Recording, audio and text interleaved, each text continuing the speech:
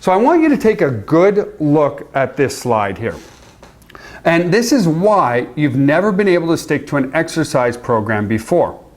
On the far left is baseline, okay? And on the bottom is the days and after exercise. So if you are training on day 0, right on the very far left blue line, okay?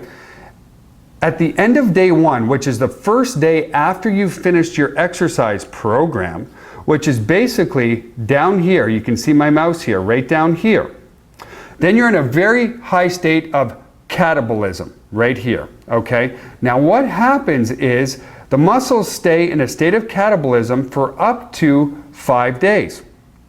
Now, what most people do is they train. What do? They train down here on day 1, and then they train again on day 2, and then they train again on day 3, and they might take day 4 off. This is what you need to do.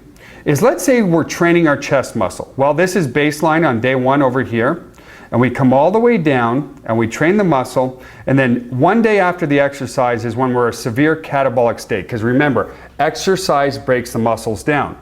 Then the body will adapt and start to recuperate, and then it's at the point, like we say right here at this arrow, it's at the point where your muscles are no longer sore, that you've stayed at that baseline level, okay? It's about 5 days, sometimes even 6 days after, or right at the point where you're not sore, where the muscles actually go into a state of anabolism and grow, recuperate, and create a new baseline. Your muscles are bigger at the top over here. Okay, so point of where you're no longer sore. So what do most people do? They stay in a state of catabolism all the time. Okay, if you're staying in a state of catabolism all the time, it's again going to create those emotions of I don't like this stinks, I don't want to continue to do it again. Okay, so the key is to do short duration exercise and then don't hit that same body part for 10 more days.